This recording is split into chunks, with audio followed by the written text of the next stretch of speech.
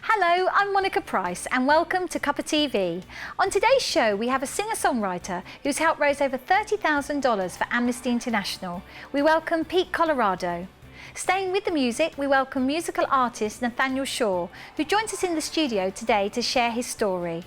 And finally, international author, awakening facilitator and healer, we welcome Sidra Jafri.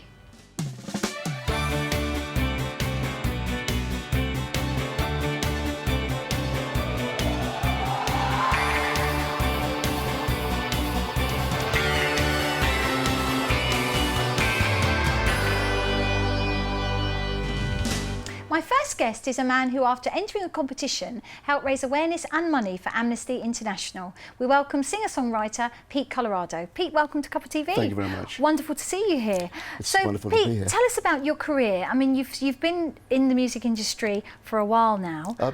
Yes. Yeah, so tell us about that. I've been involved in the music industry for, well, over 10 years now. Yeah. Yeah, and I've been writing songs. I was writing songs long before that. I was going to say, have you always been a writer? Because often writers write from, from a child, from an early age. I have. I actually started writing. I used to write limericks and stuff like that. And with natural progression, I just moved into songwriting. And was it something you saw yourself doing, or was it just something you just fell into? I just started writing songs. I wasn't very good at it, to be honest, when I first started. No, I wasn't very good at it because I really didn't know how to write songs. And my elder sister used to be a kind of a mentor to me. And she used to say that this doesn't match this, or this doesn't make any sense with this and that. And so it used to really hurt my feelings, you know. But anyway, I prolonged it. I just carried on. And I joined the American Songwriting Association. And in it, they advertised a guy called Buddy Kay. And Buddy Kay had a songwriting sort of a course, but all done with cassettes and everything. And I actually bought this cassette, and it was 8 hours. I remember cassettes. Yes. But we will pretend we don't know. It was the C90s in those days. And anyway, I listened to 8 hours of it. I used to go to work, come home, and I used to put this on. And Buddy Kay basically told me and showed me how to write songs. The singable words, the words that you don't use, you know, the very hard words and stuff, the do's and don'ts, how to approach songwriting and that sort of thing. So it kind of opened up my mind, and I got better as the time went on. And my sister, who was an air hostess at the time, had a huge interline ball, as all airlines used to do, and all of them used to have this yearly thing. So who turned up was a BBC radio DJ, a guy called Pete Murray. Well, Pete Murray goes way back, and anyway, she started saying, "Oh, my brother writes songs and stuff. You got to listen to these songs and stuff." So anyway, he phoned me up, and I couldn't believe it. He phoned me up and he said, "How many songs have you got?" So I said, "Well, I've got a few." He said, "Well, how good are they?" So I said, "They're crap, you know." So then he said to me, he said, "Look," he said, "when you've written another 6 songs," he said, "give me a bell." And he gave me his number and everything. So I phoned him up, and he made an arrangement for me to go to Tottenham Court Road to KPM Music. And who was fronting KPM Music was a guy called Johnny Gordon. And I never had a car. I was just, you know, a young guy at the time. And I arrived late. And Pete Murray said to me, you know, he said, "You should have been here 15 minutes ago." He said, "Neil Diamond was here." And I went, yeah. And so it was a kind of a missed opportunity. And they played the 6 songs, and the secretary who was sitting down there, she was marking me out and giving me 6 out of 10 for this and 4 out of 10 for that, and sort of stuff like that. But, you know, but Pete said, he said, "You're on the right wavelength." He said, "So keep writing and stuff like that." And then Johnny asked me to write a few more songs. I wrote them, and he was entering them in, you know, like for Britain, for these Eurovision song competitions and stuff like that. The songs were getting a little bit of recognition, sort of coming, like, I don't know, like in the top 300 and stuff like that, from thousands and thousands of songs, you know. So I've progressed from there. Wow. Basically. I mean, so really your passion, it sounds like, is the writing. Yes. You know, that's your passion. Yes. And then did you just naturally fall into the singing? Well, you know something? I wanted to be a singer when I first saw Elvis. I saw That's Elvis. A good enough reason. I saw Elvis in Jailhouse Rock. You know, I was very young. And I thought, well, this is it. You know, everybody, I think the whole world wanted to be like Elvis, to be honest. Anybody who could sing wanted the quiff and everything else. And but as I formed a school band, stuff like that, you know, we gigged, did a few sort of school shows and whatever.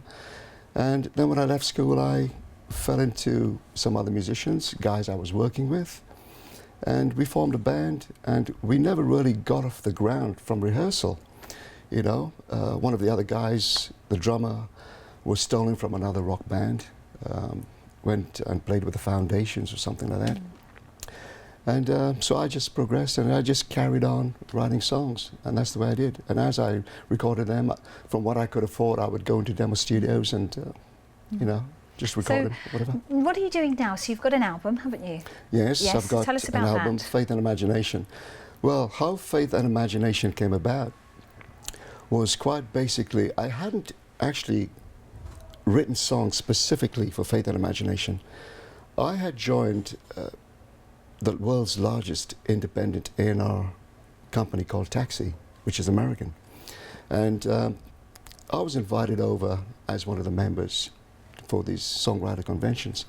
And I went over in November of one year, and I just pulled out, because I was cataloging all my songs together, I just pulled the kind of songs that I thought, well, I can do that.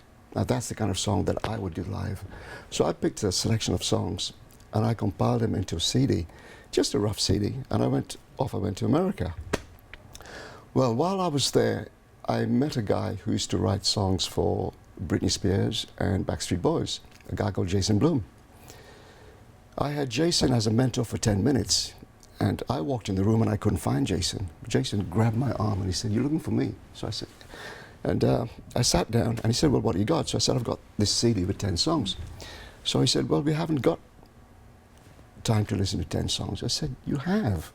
I said, "If you listen to 40 seconds of each song." So Jason said, "Okay." So I gave him my CD player, he put the cans in, and he listened, and he was really giving it some, you know. And he said, "Well, what do you want to do with this?" So I said, "I'm thinking of making this into an album." I said, and also, I said, "I've come here to the States because I want a record deal." He said, "Listen," he said, "that's going to be a little bit difficult." He said, "Record companies don't just sign you like that, you know." So he said, "Why don't you go back," he said, "and release it yourself." So that's what I did. And then from there, you've got the singles. And from there, I released singles, working with the Steve Osborne Media, okay? And things have been progressively going very well. And you've got Bad Girls, haven't you? I've got Bad Girls presently, yes. And tell us about that, because that came about from you going to London. No, I came back from work one day, and there was a BBC documentary on it. It was very early in the evening, like 6 o'clock, 6:30, something like that. It must have been on for about half an hour. And there were some problems up in Camden Town, King's Cross, Euston, up that area, where they were having too many troublesome people, okay? They had drug addicts, aggressive beggars, and they had prostitutes. So Camden, because the local people had complained about it, Camden felt necessary to take action. So they decided to have a cleaning campaign. They got the coppers involved, you know? And I watched all of this, and some of the girls were very young. Some of them were much older. And the coppers, the way they were getting rid of them and stuff like that, I began to feel very sympathetic, you know? I literally, Mordecai, I just flipped a coin, okay? And I saw the other side of it. And I tried to understand what would make these young girls, or women in general, go this way. It's the most difficult thing in the world for a woman to really lower her guard that way. Degrade herself, dishonor herself, sell herself. And I felt compassionate. And I also felt that these women are providing a service. Now, anybody providing a service has got to be a good thing, okay? Now, you can pick up any newspaper you like, and you're going to find something to do with sex in it.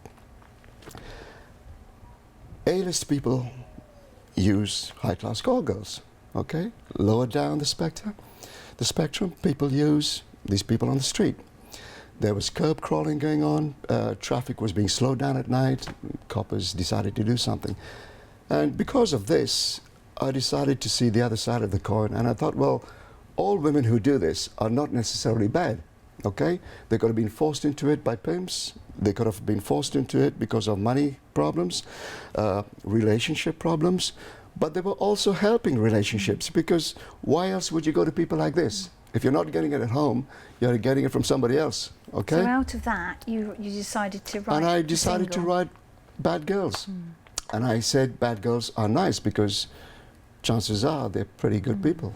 And following the success of that single, wait, what are you going to be doing now? What's your future? My future is that I have a lot of half-written songs, okay? I don't have a great deal of money, so I'm hoping, so I've got to get money together. And as and when I go into studios, I finish off these songs, I get musicians together, and it seems to be that, you know, I have many musicians that come on the show, and it seems to be, you know, the money is always a problem with musicians because it's such a creative need for them to express themselves and deliver their music, but there's not always a lot of money in the music industry. Would you agree with that? Yes, because recording today is very, very expensive. And guys like me, you know, we have to earn money in various ways. We have to do jobs, we have to do all kinds of stuff. You know, we got a gig, we've got to try and get money together in order to feed our habits. And our habits are creative people. So we create songs, it's what the world needs. And, but we need money to do this. And what about shows, Pete? Would you like to do some shows? I have done shows, but I've come back from shows because if I do shows, my songwriting suffers, okay? And I am first priority a songwriter. So where do you go when you write your songs? Do you sit at a piano or a guitar, or do you just... I could be driving along in my car. If I'm alone, I always carry a little recording tape with me.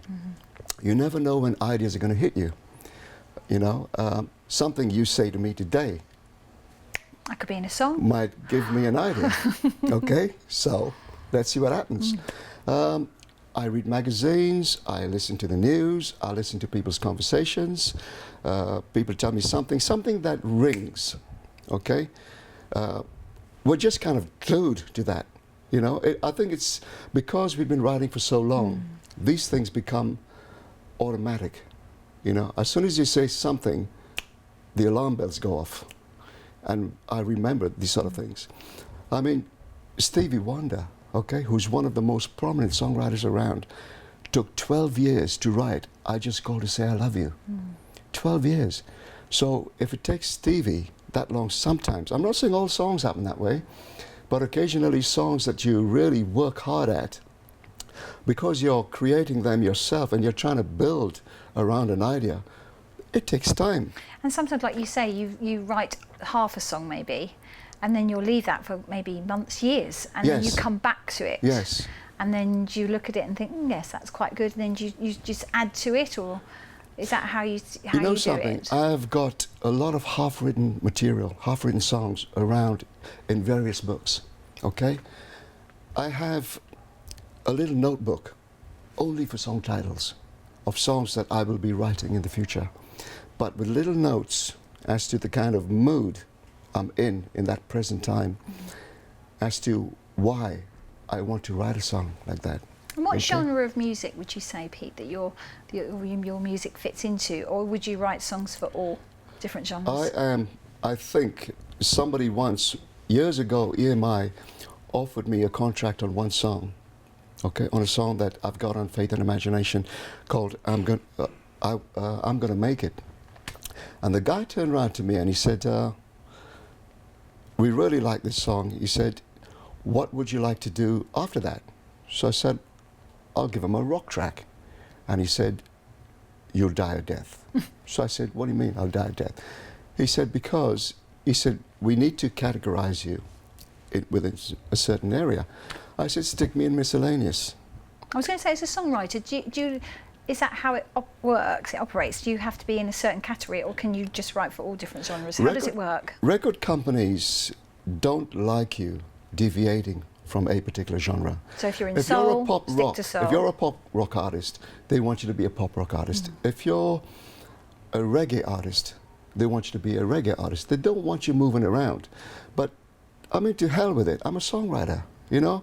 And every songwriter or every artist is striving to come up with something different each time, okay? When I turned around to him and I said, look, I said, Culture Club only had one reggae track, which was, Did You Really Want to Hurt Me? I said, what have they done since? I said, but quite basically, I said, if you released I'm Gonna Make It, I said, and I came up with a rock track, I said, the audience will welcome it because it's different. I said, and that's the way you have to remember. I said, I'm a songwriter, first of all. I said, it would be absolute nonsense, I said, and boring, if I was to give you the same old thing over and over again. You're going to turn around and go, well, can't you do something different, mate? Well, I wish you all the success. Thank you very, very much. Thank you so much for joining me today. Thank you. Very nice for having me. Stay with us. We're just going to take a quick break.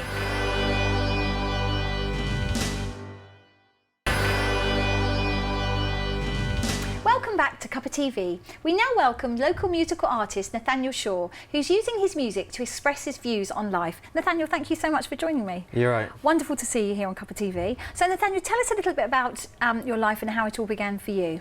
Well, I'm 25. What, do you want to talk about the music? Yeah, how did you get into the music? Well, ever since primary school, I've been into music. Well, it was more choir in primary school, and then we got to secondary school, and obviously you get to do more options. So we used to go to this place called Technology, and we used to go there and we used to do music, but it was just as fun because there was an artist called Dizzy Rascal, and everyone wanted to be Dizzy Rascal. We know him. And that's how it all started. That's how it all started. So he really was one of your inspirations. Yeah, for the rap. For the rap music, yeah, because you call yourself a musical artist, don't call yourself a rap artist, do you? So why is that? Why did you differentiate? Because I can sing too, but it's more like the fact that like, the rap's more of the aggressive side. Like if I have a point to get across in the aggressive side, it'll be rap, and if it's more of an emotion, it'll be through singing. Do you feel that the rap music is the best way to express that then? Yeah, I feel like the rap's more because I can, there's some certain songs I have out there that you can actually hear my heart in the song, like crying out. So I think like the rap's definitely. That's your way that you like to express yourself. Yeah. But you have actually been classical trained, haven't you? Yeah. You've done opera. Since I was 16. Yeah. So what made you decide to go into that genre of music, or was it just a natural flow for you? I did a few singing competitions, like known national ones, not going to say no names, and then like I didn't go back for the callbacks, and then a girl was on MSN so old, but was on MSN and she told me about the opportunity, so I just took it, and then we went to the BBC for the finals, and I also got to sit next to Nigella Lawson. Oh, did you? Yeah, because they got booked at the same time. Yeah. But in the process of winning, they give you free singing lessons and you get to perform all over. So that's what I did, and then I got classically trained. Wow, so you won that competition, did you? Yeah. Yes, you won. What was that then? It's called Hidden Voices. Wonderful. And so was it like The Voice? Was it the idea where they didn't see you, but they just heard your voice? They they did I think see it was you? more Hidden Voices because like we didn't go in singing opera, we was like doing pop. And they was going to like transfer us over to opera. Yeah. So they find in something inside of us. And how did you find opera? I think it found me. Because I used to listen to a group called the Choir Boys when I was a kid, and they got signed, but I was like, I'm from like a troubled area compared to them, but I was like, if they can do it, I can do it, and it just went from there. And do you feel that's a genre of music that you'd like to sort of explore more when your musical career, you know, blossoms as I progress, I think like I definitely want to do a Christmas album in classical, definitely. I think that'd be good. That'd be good. Rap classical album, that would be great. That would. And now though, Nathaniel, you're doing lots of different things, aren't you? You've done lots of shows this year. Tell us about those. What have you been doing? I've done a few shows this year. I did my first paid one yesterday, so I'm buzzing about that one, at Shady Cow in Nottingham. That's for like the LGBT community coming together and trying to get their artists national.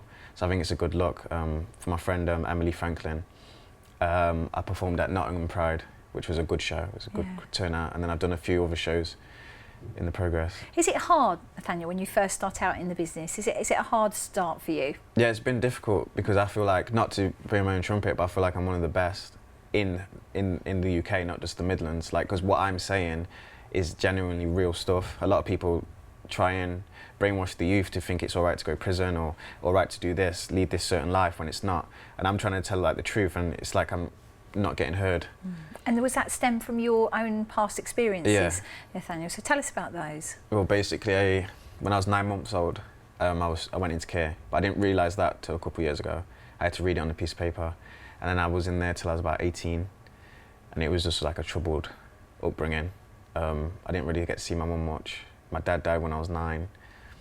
And then I went into a hostel, youth hostel, which it was like on the red light district, where there was a lot of call girls and stuff. So I've seen a lot of stuff I didn't really want to see. And it made me into like a rebellious person.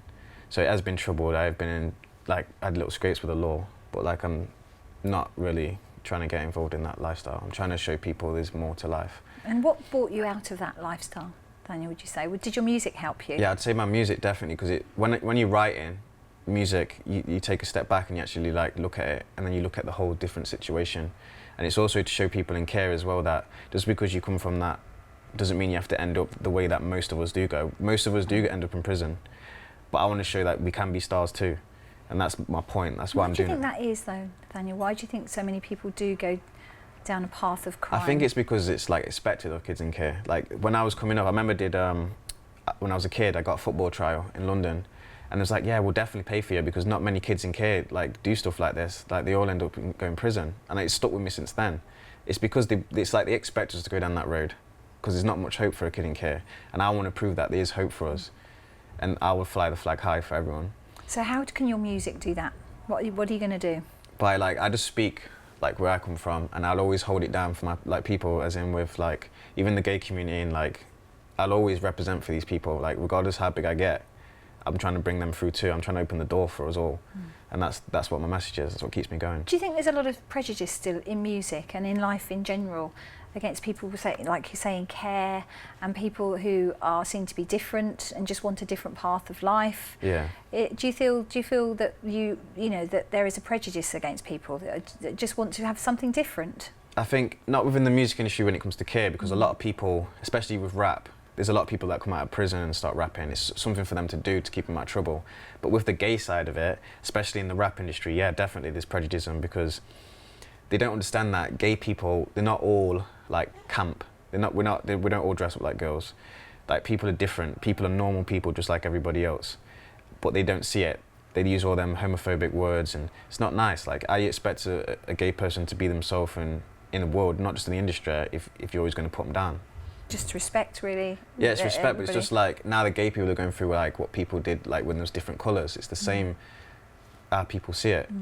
And your music, are you always going to be, when you're writing your music, what do you do, Nathaniel? Do you take yourself off somewhere and do that? It's weird because I don't write anymore. When I was a kid, I used to write on paper. Now it's just my mind. Everything I do is on my mind. And so you don't even write it down? No, like if I get like something, I'm like, oh, I might forget this. I'll pull it on my phone, like record it, but that's about it. Now we're going to see your video today. So tell us about that. Tell us about how that came about. Motherland was a song. I struggled with writing it, but then as I got the melody, I dedicated it to my father. He passed away, which is my granddad, but he raised me. Like I never met my real dad, so I cast him as my dad, like, because he's the only person that raised me. So, and I made that song for him, and we shot it in Trent Bridge, a place where he used to live. That's Nottingham, isn't it? Yes. Right near Nottingham Forest. Yeah, yeah. So yeah, we shot that for him and just dedicated that to him. Yeah. And how did you feel once you'd done that? Because obviously I've seen the video. It's a very powerful, emotive video, really. Yeah, for me, I'm more the person like in the studio. I like making the music more than shooting the videos. So for me, the music side, yeah, it was emotional, but the music video, obviously, it was good too. What would you like to do, Nathaniel? Would you like to have, do a single? Is that what you're thinking? What's the next move for you? I've got singles. That's actually on iTunes. So a few of my music's on iTunes, but my next move is to like try and find a manager, go on tour. Like I'd like to go Brighton on tour, like and just do like clubs. I just want to get my name out there and just inspire as many people as possible. And what do you think the stumbling blocks will be to stop you from doing that? Just not getting heard, not getting a manager. Like it's important for an artist coming up, especially like talented. Like we need to be heard. We need someone to reach out to us and help us. And I think like that's the only stumbling block. If people don't reach out, it's hard. This industry's hard.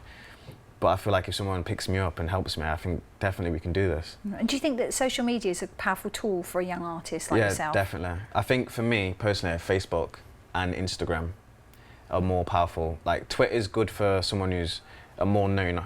Definitely, but like when you're just coming up, Twitter's a bit harder. But Facebook, definitely, yeah. Yeah, because I mean, most young artists I have on the show, it's all the power of social Yeah, media. power. Lots of their music, their whole musical life really at the moment is just on social media. Especially with the iPhones, because you can download it straight from iTunes. So that's why if you want to put your music out, iTunes is like the best path as well. Fantastic. Well, it's been a pleasure to meet you, Nathaniel. We're going to watch your video now. So thank you so much for coming on Cuppa TV, and come back and see me soon. Yeah, sure. Thank you. So to play us out to the break, we watch the video Motherland. And that's just what my heart says. I was falling, now I'm rising up. I'm gonna make it.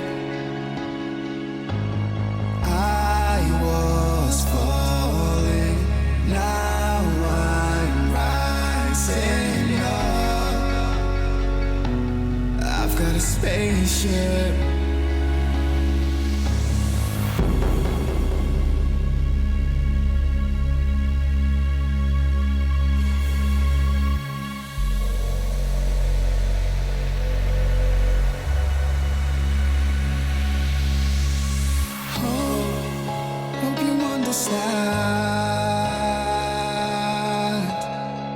I sold my soul to the motherland, and now I'm heading to another land. I left my soul in the motherland. Ashes to dust, the smoke is gone. I lost my dad, and now the hope is gone. The carpet is down, the throne is near. I feel my dad, and now the hope is here. I see my daddy die at the age of 9. Life's too short, I'm not wasting time.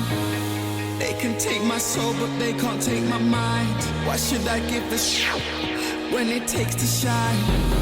My life, my way. I'll be in the club on a Friday. I told my dad that I'ma make him proud. I'm bulletproof, they can't take me out. I was falling, now I'm rising up. I'm gonna make it. I was falling, now I'm rising up. I've got a spaceship.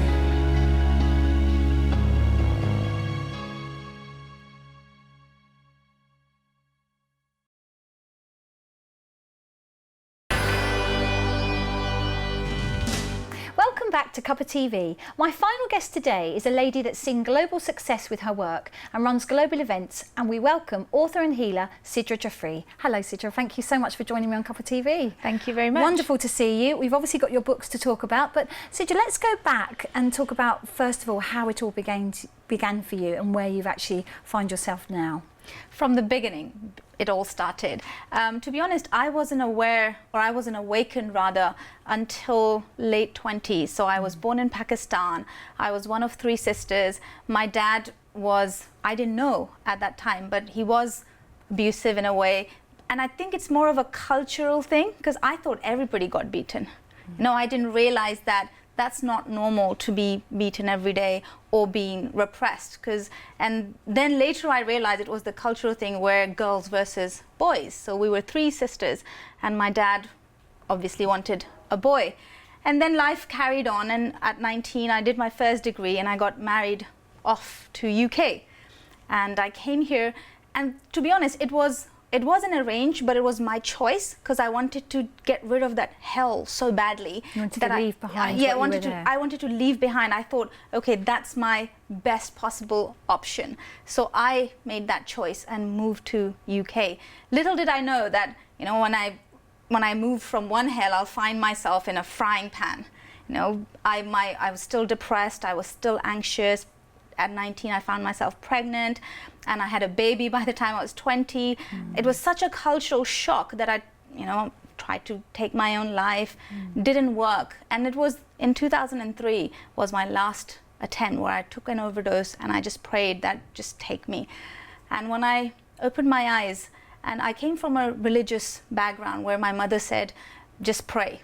So I started to pray, and I said, okay, this must be not it. There must be more to my life. So I started praying, and I said, if you're there, God, because I think at that time when you're feeling the lowest, the most thing that hits you is the loneliness, the isolation, where you feel that there's nobody there for you.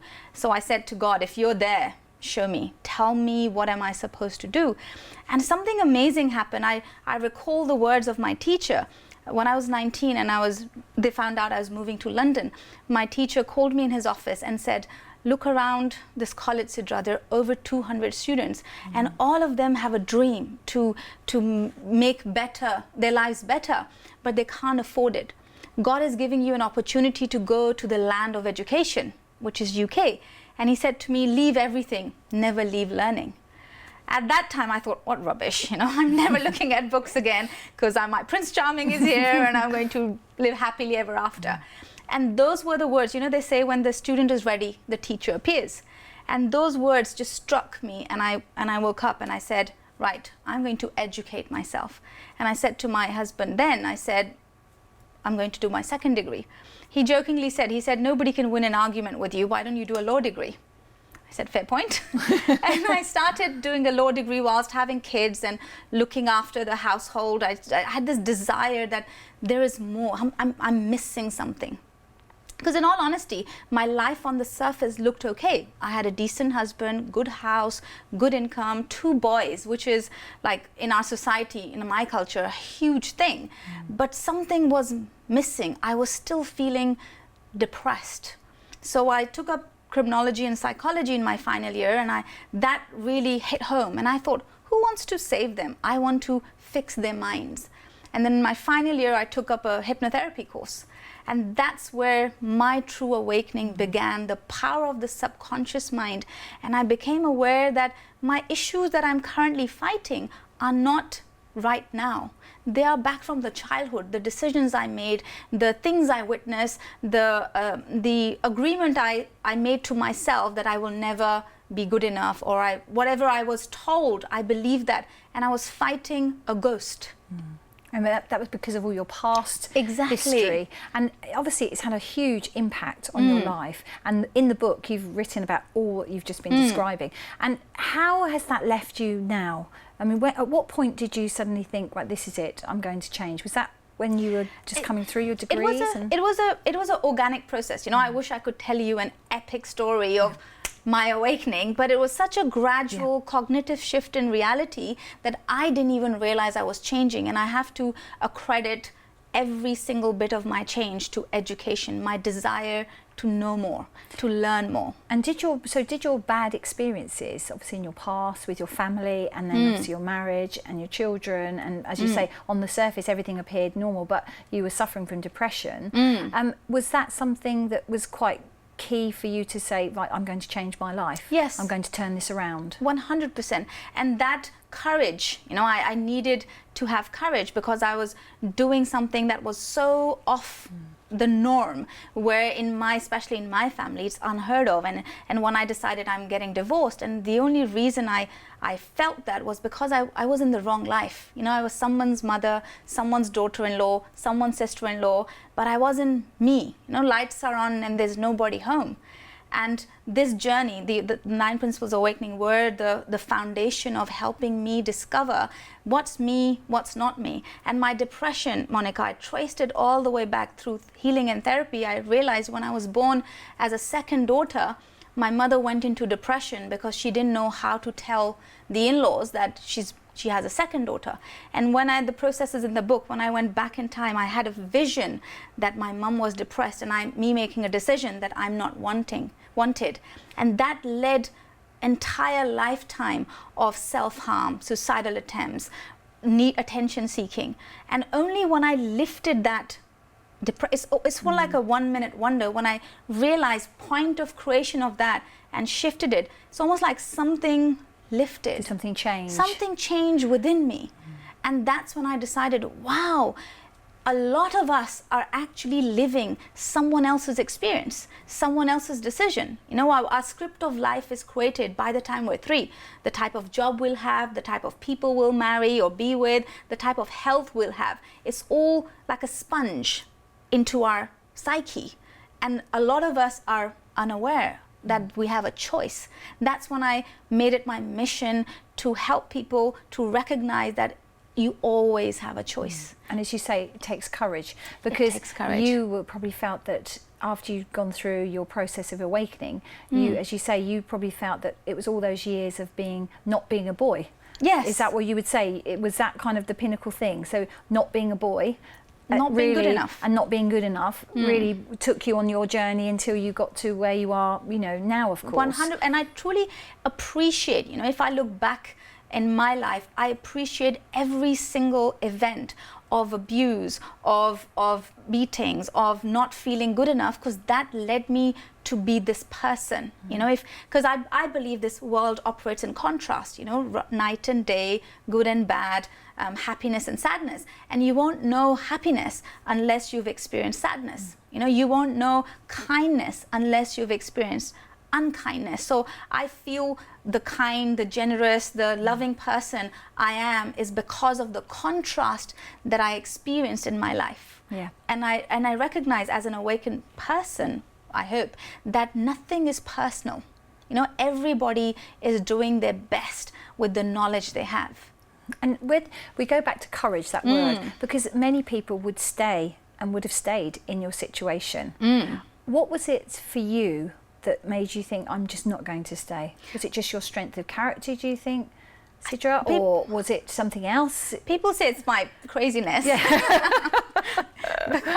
because I felt that, so I did something called future life progression, which is you don't have to physically go into the future because everything is energy. So you can close your eyes and imagine your life 5 years in the future. So I imagine my life 5 years in the future. I'm still living in the same house, going to the same mosque, doing the same things, and I felt I've died. There was no life in me. Then on the other hand, I couldn't see my future, but it felt light. So it's almost like when the pain of staying is more than the pain of leaving, then you move. Otherwise, a lot of us are comfortable in our own little miserable life. You know, better the devil we know than the angel we don't. So that's what one day I woke up and I said to my husband I said, I'm leaving. He said, you can't. I said, watch me. And I literally, this is one of the craziest moments. I picked up my bag. Most people take their jewelry, money. I didn't even check my bank account. I picked my books, because that I hold on to as if my life depends on it. My books, and I left. I didn't even know where I was going, like literally. And luckily, my father's friend, I went to his house and I said, I'm going to die. He said, no, don't do that. And he gave me an annex. He said, you can live here rent-free. I didn't even have £200 in my account. But I knew that if I stayed, I would die. And the decision I had to make was my kids having a dead married mother or a live divorced mother. And when you left, what was the reaction to the family? Interesting, least to say. Yes. But I feel, as I said, everybody did the best with the knowledge they had. For them, I was bringing shame, I was bringing dishonor to the family. How dare I just walk out on something amazing? And my mother begged me to say, she said, why are you doing this? You even have boys. You know, all her life she was scrutinized, she was like belittled because she only had girls. In her mind, she can't understand that God has given me boys and still I'm unhappy. Yeah. Now, I mean, we laugh about it, you know, because obviously you're telling the story and you've got through it, but it's very serious, isn't it, for many women in your situation who've stayed in their situation just because of that one thing. Just because of one thing. And like to the point they were saying, okay, if you don't like him, give him permission for second marriage, but stay married. And I thought, for what? But in their minds, it was such a big thing that they disowned me. Like, my parents didn't speak to me for 3 years.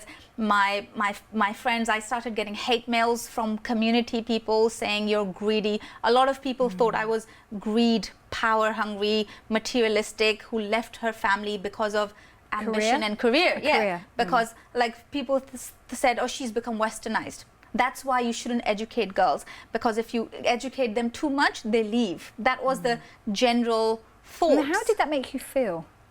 You know, it made me, I felt really sad, in all honesty. I felt hurt. But then I realized in one of the principles is it takes one to see one. And what it says that until and unless you believe that story, at some level you believe it to be true, only then it hurts. Like, for example, if I say to somebody, you are a robot or you are a donkey, they know they're a human being. So no matter how many times I say, it won't affect them. But if I say you're stupid, at some level, if they believe it, it will start to hurt. So when it hurt, I started going inside and saying, okay, what part of me believes that? And I found that culture programming, religious programming, the girls programming, that was genuinely feeling upset, that as if I was conflicted. And only when I made peace with I am who I am where I am, funny thing happened, those emails started dissolving. Because I believe that the world is a reflection, a mirror. So whatever's going inside, people are reflecting outside. So I believed inside that I was that person, which was reflecting in through emails. And then when I started making peace with it, suddenly some people turned me into a legend and started sending me emails saying, thank you so much for having the courage to live your truth. Because of you, I left my marriage. Or because of you, I had the courage. And I thought, you became an inspiration. I became an inspiration all of a sudden. How did that make you feel? Really good. Yeah. But to be honest, in all honesty, I was just doing what was right for me. And whatever meaning people put behind my actions was making them feel in a certain way about me. I was doing the exact same things. So where did you find your strength from?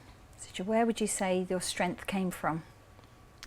I think it's inside. And I feel my strength when all is lost, that's when you find who you truly are. When I had nothing, my children were taken away, my family wasn't talking to me, I literally had no friends, no money, I was down at my rock bottom.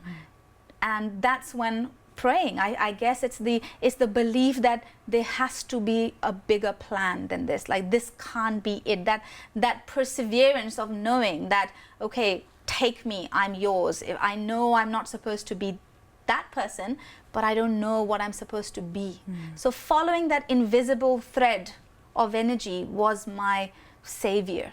So after you did that, which was a very brave and courageous thing for you to do, what did you do? You continued with your studies? Yes, then what did you do? Did you then realise that there was a purpose for you, which was obviously what you're doing now? So when I walked out, I already had a skill set. I was already practicing, or had clients as a hypnotherapist. So I had a little bit of skill set in my hand. So I started praying. I say, like, my annex bill was, let's say, £500. So I used to pray, and I used to say, when I say pray, I don't mean any religious connotation.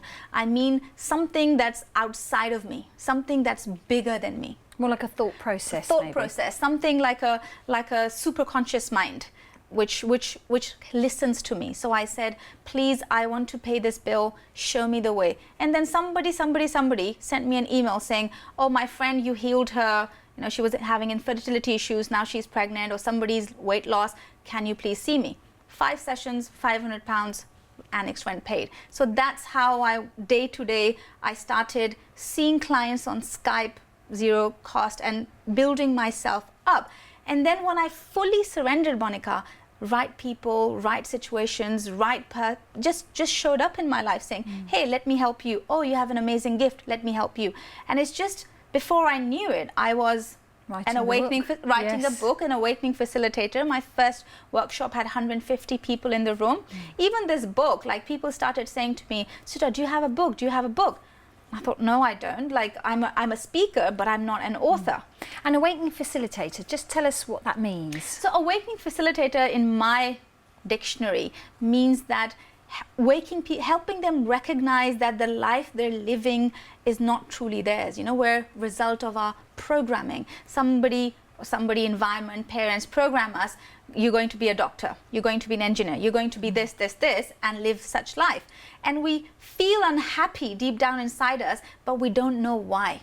You know, we go to work, we complain about our spouses. We come home, we complain about our bosses. You know, we're complaining at wrong people, not recognizing that we need courage to speak up. So I kind of facilitate that awakening by putting their life into a microscope, into a lab, and see, hey, you're facing financial challenges? Let's trace that thread. Where is the point of creation of it? Oh, when you're 7 years old, you stole money and your dad told you off that you'll never have money.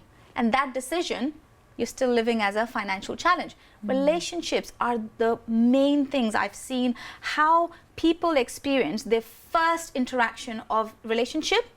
That's how they're subconsciously looking to recreate. Like if you have an abusive parents or dad is an alcoholic and you're 6 years old, you witness that. Now you're 36, ready, looking for an amazing guy, but that 6-year-old you will attract abusive partners. And consciously you don't know why, but it's that subconscious 6-year-old you, that's all she knows. So you take people and work through this process and really show them another way. Yes, choice, and give them choice. And the book itself is out now, of course. Yes, people can buy the book from you. And how do you see your future? How do I see my future? Are you going to continue to do what you're doing now? I can't. It's almost like I don't know what to do with myself if I'm not doing this, because I love it. Like even last night, my son, we're chatting and we're discussing what drives you, what makes me get up 6 in the morning and drive for 3 hours to be here, and what makes me happy is witnessing people's happiness. You know, that's my drive. It is priceless when somebody comes on stage, they're like been trying for a baby for years and years and years, and we do a process 3 months later or 6 weeks later, she's pregnant.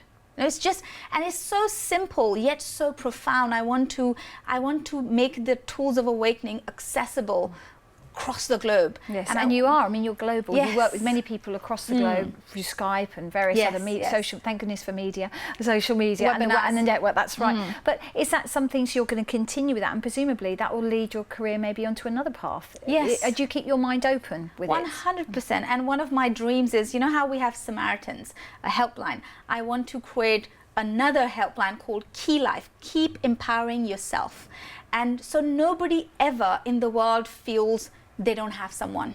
I don't want any other Sidra to try and kill herself without knowing that if I pick up that phone, I have a friend. You know, a lot of times loneliness is the root cause of all evil. Well, it's been fascinating speaking to you, Sidra. We've got to leave it there, I'm afraid, but thank you so much for coming on Cuppa TV. Pleasure. Thank you. So that's it for today's show. I'd like to thank Pete, Nathaniel and Sidra for joining me today. And if you'd like to get in touch with us, you can join us on Facebook or Twitter at Big Centre TV. We'd love to hear from you. Thank you for watching, and come back and see me very soon. Bye-bye.